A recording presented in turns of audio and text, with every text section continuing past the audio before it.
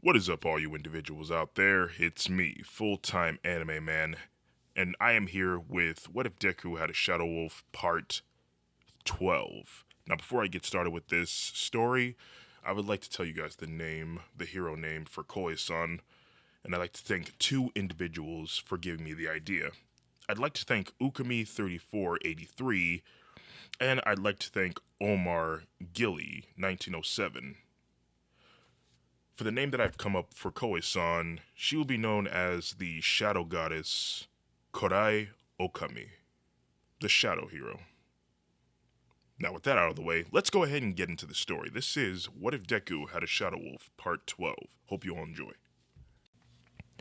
Where we last left off, Koe-san had found her birth mother, and in the last minutes that they had left, the two had a heart-to-heart moment.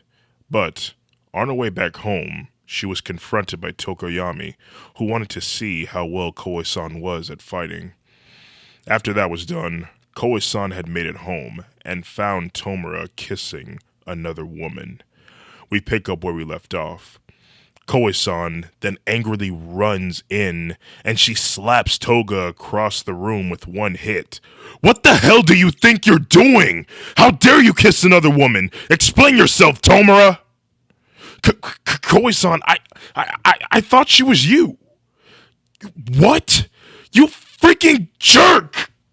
She would then proceed to slap at Tomura's chest over and over again until the tears filled her eyes. But then she stomps off and she picks up her stuff, about to walk to her room, when suddenly she is grabbed by the wrist by Tomura. "Wait, Koe-san, I swear, I thought..."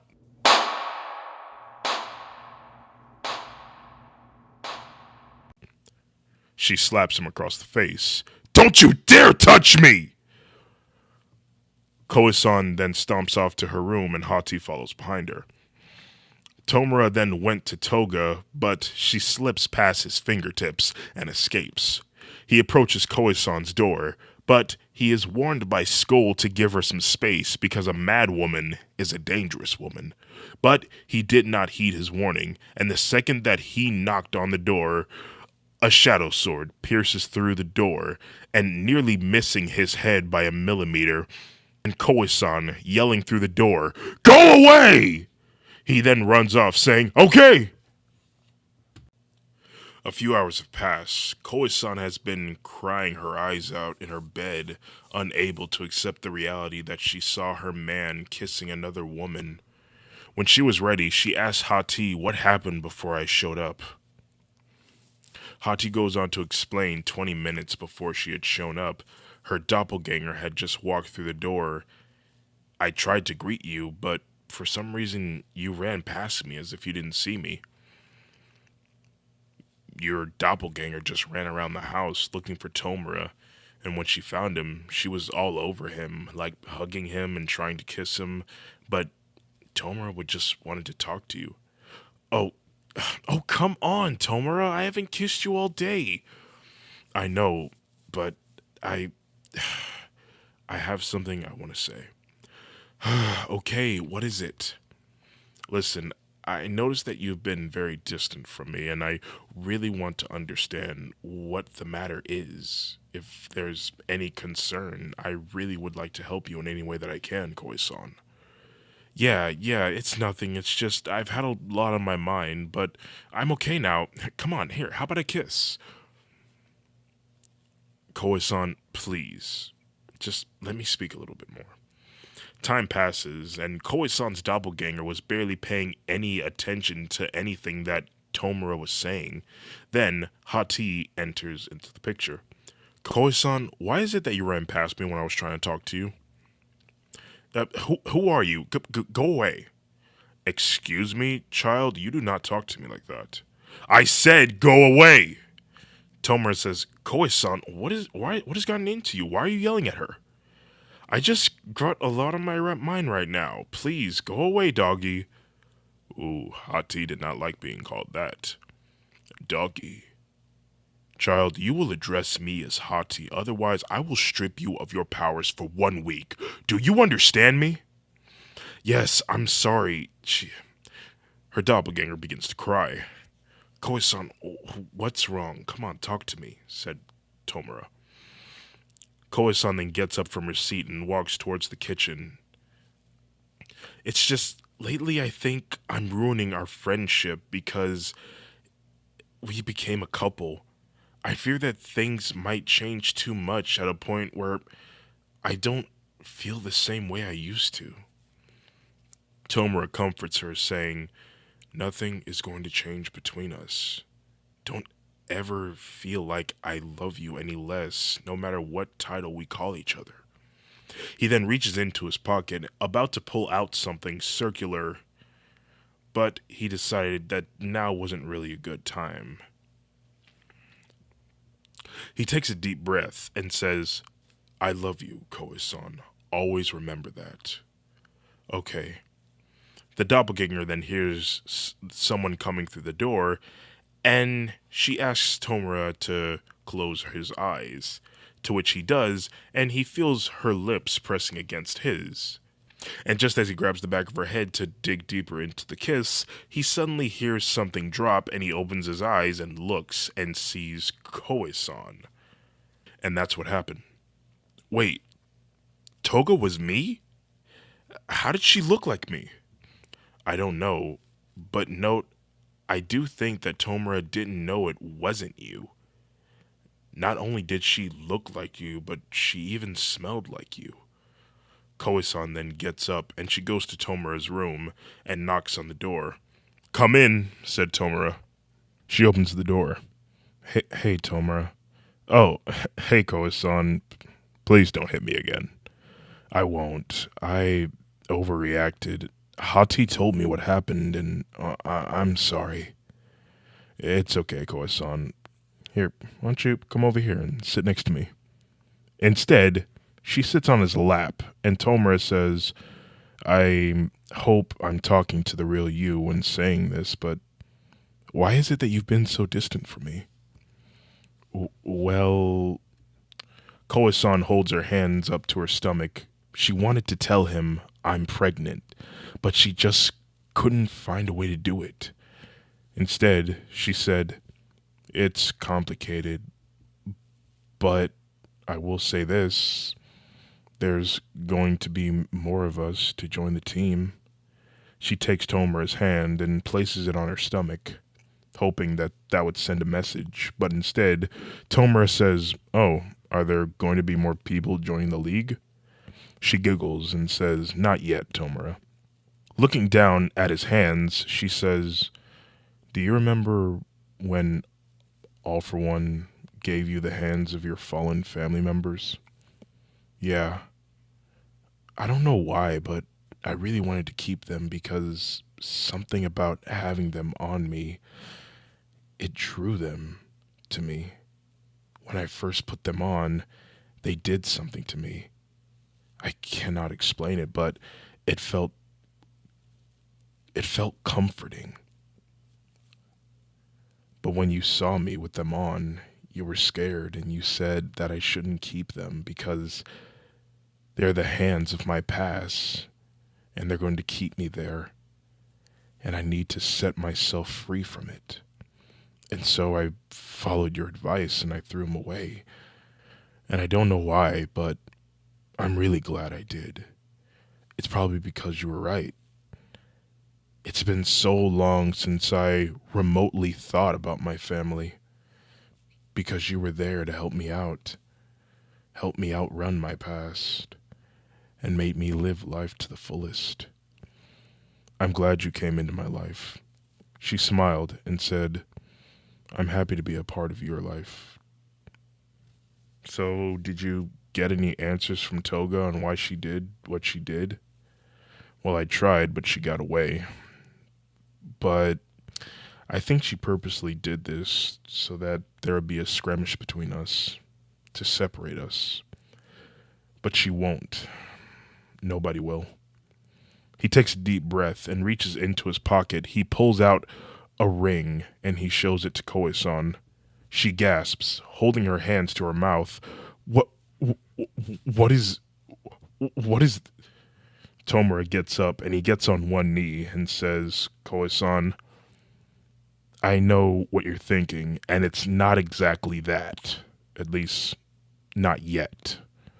This is a promise ring to symbolize the bond that we share, and that one day we can get married. But I want to help you on supporting your dreams. So, hopefully when Ragnarok doesn't show up soon, hopefully a couple of years from now, you can get your PhD and the other things that you need for your business. And once you have it all set up, I want to propose to you properly. And hopefully you'll say yes. Koe-san starts to tear up and she gives Tomura her hand and he places the ring on her wedding finger. Koe-san admires the ring and she hugs Tomura tightly. When the time comes, I'll give you the answer. Tomura kisses her, and after a minute, the two had fallen asleep in each other's arms. And after a few hours, Jigoku had made it back home and found the two had fallen asleep in Tomura's bed, and she crawls in bed with them and falls asleep. It's the next day. The sun had just risen over the horizon. The three were still asleep in bed. Koe-san started shaking her head left from right as she started having a dream that turned into a nightmare. In the dream, she finds herself in a well-lit room with blinding lights. She laid on the ground, unable to move. As All For One entered her sights, he had a devilish smile on his face, and he wasn't wearing any clothes. And he started violently thrusting his pelvis at Koe-san's lower half, and it is at that moment Koe-san realizes that her father figure is having his way with her. Koe-san would beg him to stop, but in the process, she was awakened by her partners. Koe-san, Koe-san, wake up! She screams loudly as Jigoku and Tomura try to calm her down. Koe-san wipes the tears away and tells them about her horrifying nightmare. What? But Master would never do that to you, Koe-san. I know, but it just felt so real. After a while, Koe-san had finally calmed down and brought up something that's been on her mind since the last time she saw Tokoyami. Hey, you guys, have you ever thought about why All For One had us capture all those people on our bounty hunts? Now that you think about it, it's never really crossed my mind. I just thought that since he saved us from the streets and took care of us, that it's only right that we help him out. Jigoku gets in a conversation, saying that just last night, while she was being the spirit of purity, she saw the Tower of Yatsubashi was renamed Make It Green Again. After hearing that name, Koe-san gets a faint flashback, like one of her earliest memories, when she saw her mother, Inko, wearing a t-shirt that said the same thing. Just to satisfy our curiosity, I think we should do our research on the people that we've captured and see what they were planning before we stepped into the picture. And so they do.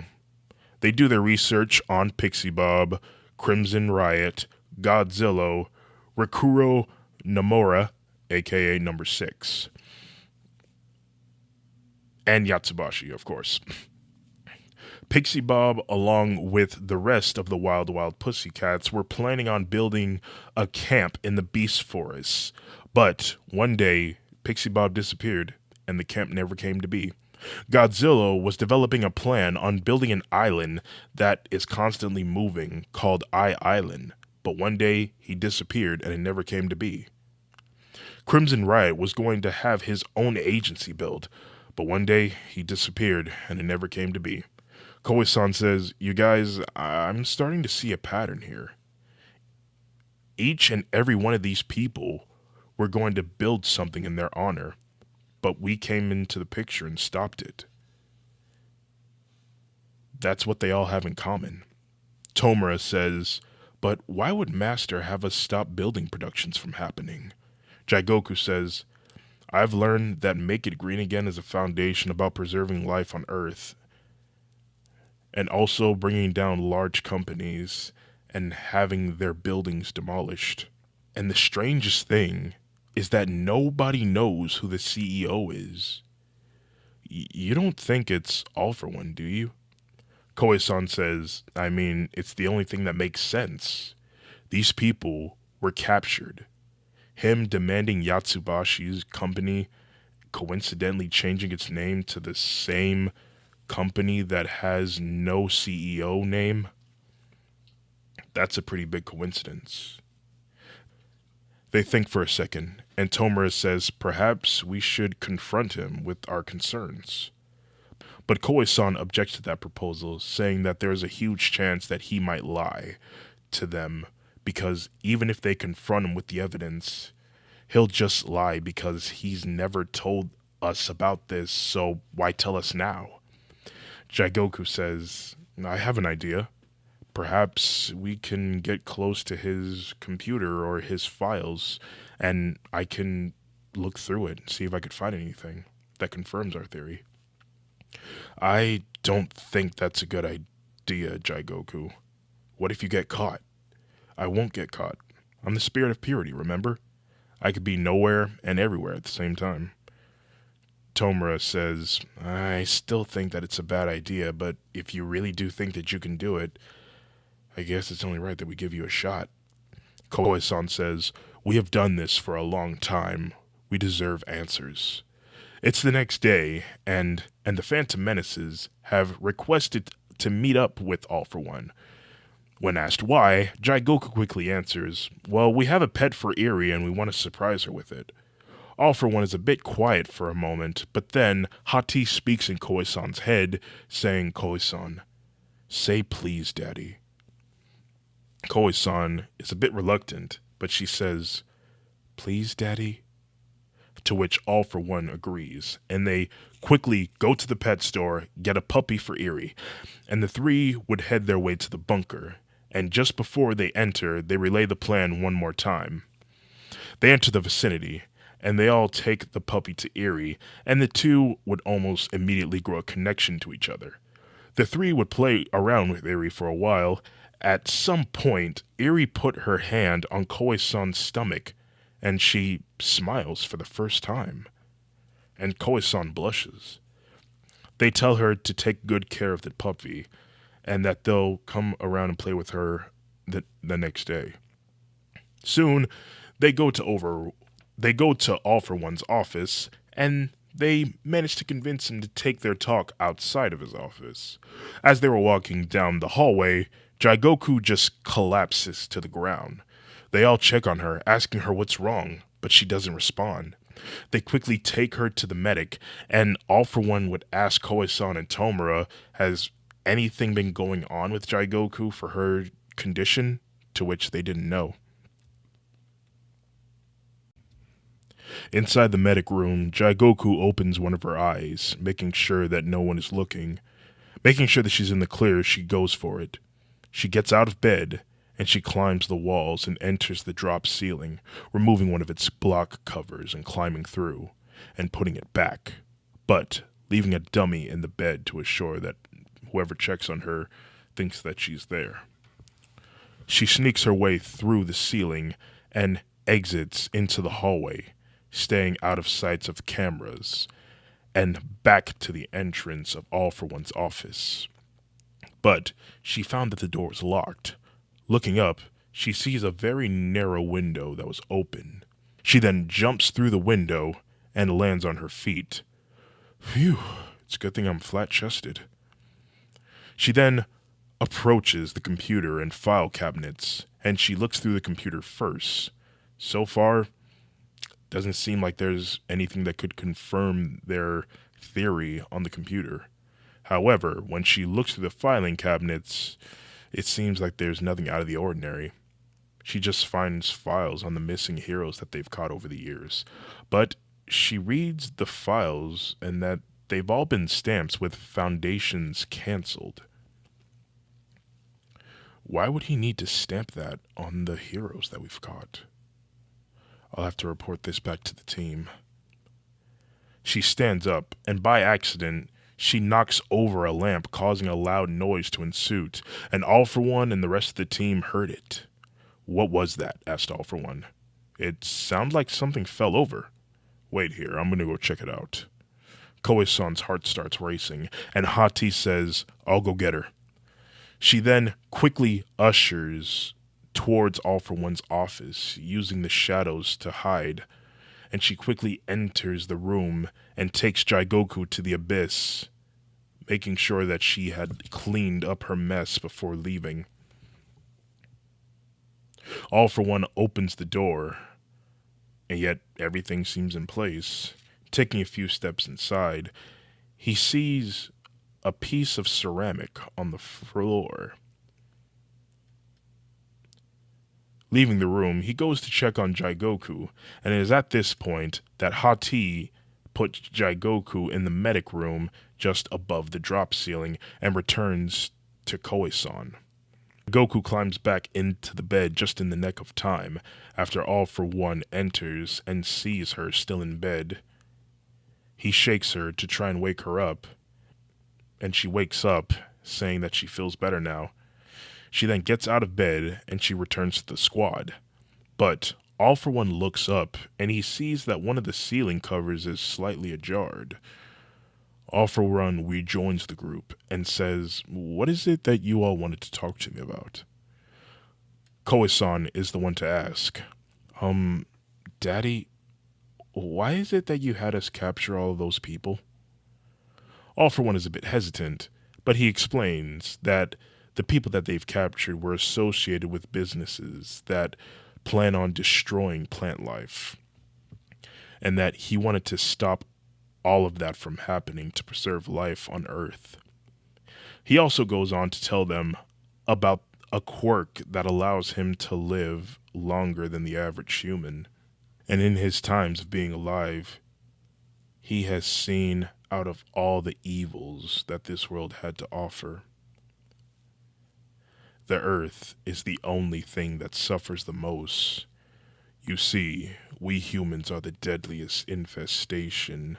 We have destroyed, we have contaminated, and we are killing the Earth. And the saddest part is that the animals are caught all in the middle of it. We hunt them, we kill them, we eat them. The circle of life, yes, but we, as humans, are overpopulating the Earth, while the animal life grows smaller every day.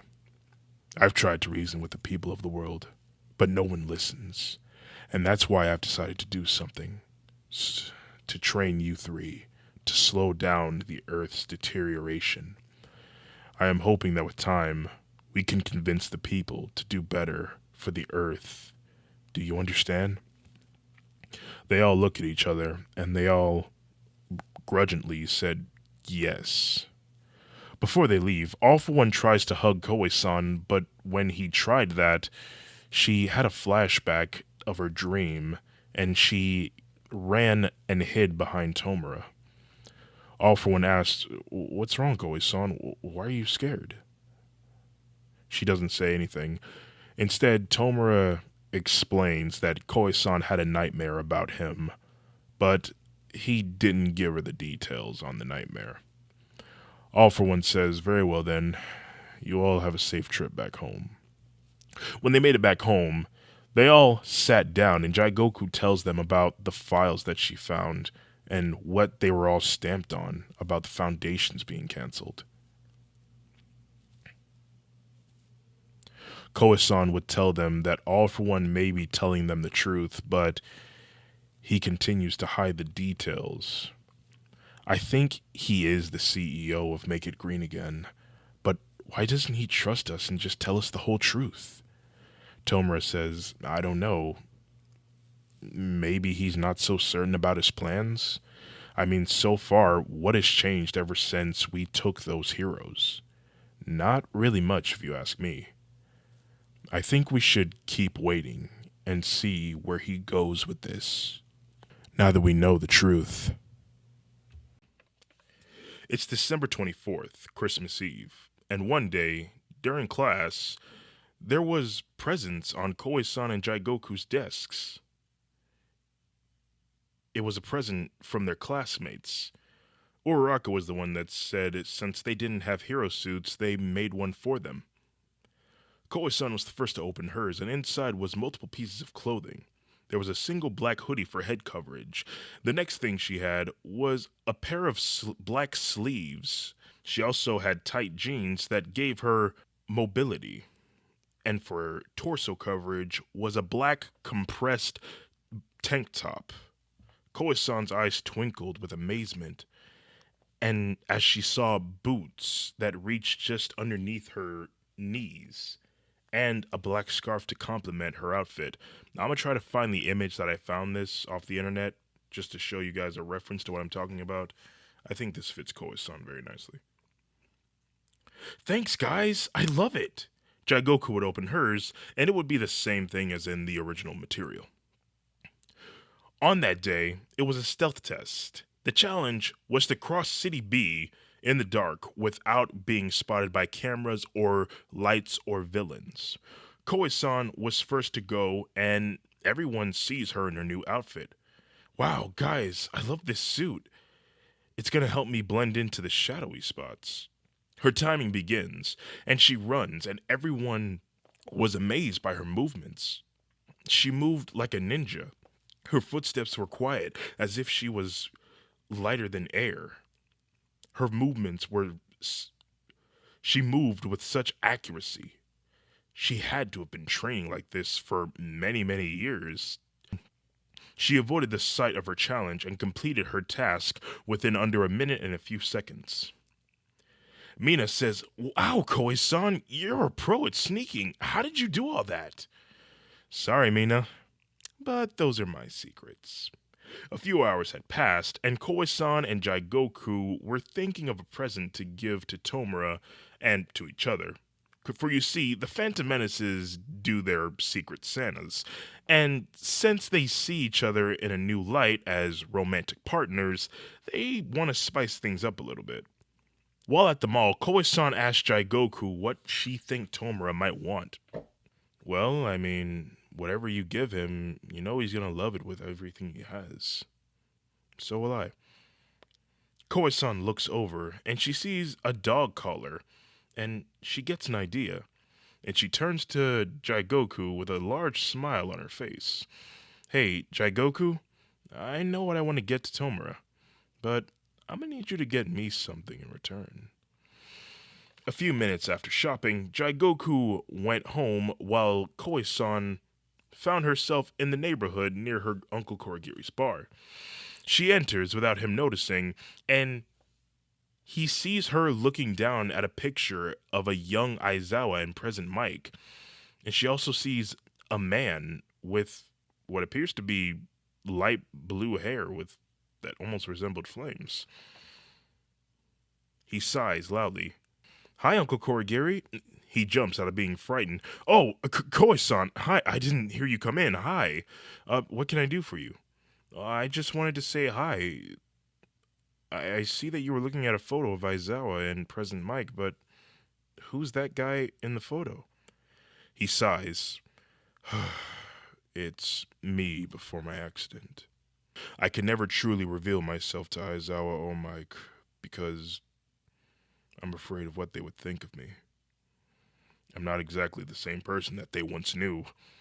Koei-san would listen to his story about who Korigiri was before the accident and how graphic such an event caused his appearance to change. She hugs him and gives him the best advice that a future psychologist could offer. She tells him that he should just write a letter to them. Just tell them how he's doing. He takes it into consideration and greets Koei-san farewell. He closes his bar for the rest of the day, and he starts writing a letter to Aizawa and present Mike. It took him a while before he finally wrote a note that he was comfortable with sending. We transition back at the house with Tomura and Koei-san leaning against each other on the couch in front of a warm fire. The snow was falling and the moon was out. Koe-san says, "Okay, time to open presents." Tomura says, "Wait, what about Jaigoku? Where's she?" "Oh, we'll see her very soon, but for right now, it's time for presents." "Okay," said Tomura. "Well, here's yours. You go first." Tomura hands Koe-san an envelope, and inside was a poem. And after she got done reading it, she held it so tightly to her chest that this poem nearly brought her to tears. She kisses him and says thank you. "Well, I'm just glad you like it." "Like it? I love it." Oh, yeah, and there's one more thing inside of the envelope. Taking out the last piece of paper, it was blueprints for a blade, a Kirkorus blade to be specific. Koe-san asks, "What is this?" And Tomura explains that those are blueprints to a weapon that he thought might best suit Koe-san. You see, ever since she told him about her new discovery on her family's heritage, he wants to help her form a weapon out of her mother's bones. She would thank him for the blueprints and says that she'll try to get started on them as soon as possible.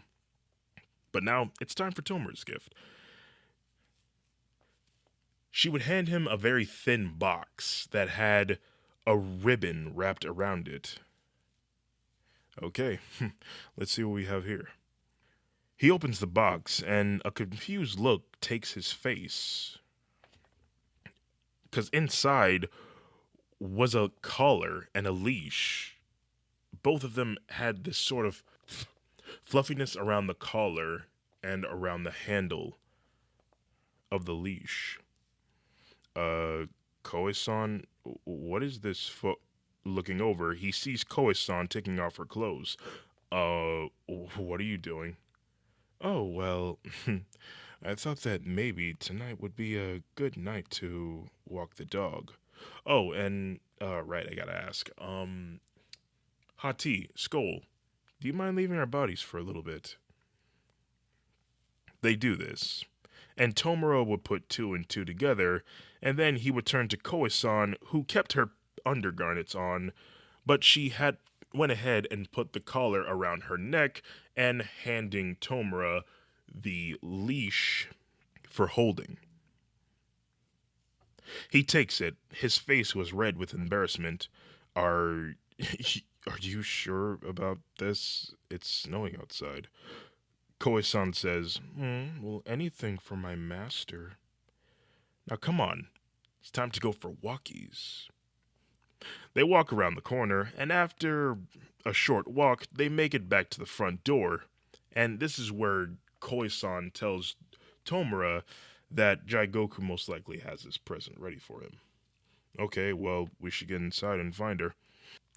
Opening the Opening the door, they are met with Jaigoku in a full-body red cat suit. Her face was red with embarrassment. She shivers and says, "What? Welcome back, Master. I missed you. Meow. This is so embarrassing." Tomura then breathes heavily as Koe-san then hugs Kitty Jaigoku and says, "Oh, look at her, Tomura. Isn't she just the cutest thing that you've ever seen? Hey, why don't we take this upstairs and have us a little fun?" Tomura stood there, his mind just running 1,000 miles per hour, but then Koe-san and Jaigoku then grabbed him by the arms, dragging him upstairs, and they had a romantic night. And let's just say, Tomura made that cat go meow like... yeah, like that.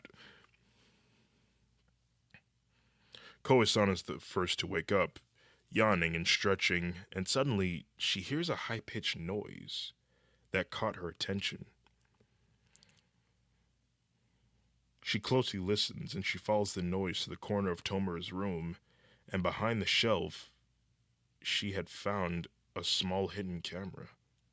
And Tomura and Jaigoku wakes up and sees Koe-san with a bewildered face. "Guys, I think All for One was watching us." And that's where we're going to be leaving it. I just want to end this already. So yeah, hashtag bless. Hope y'all have a good night. Goodbye.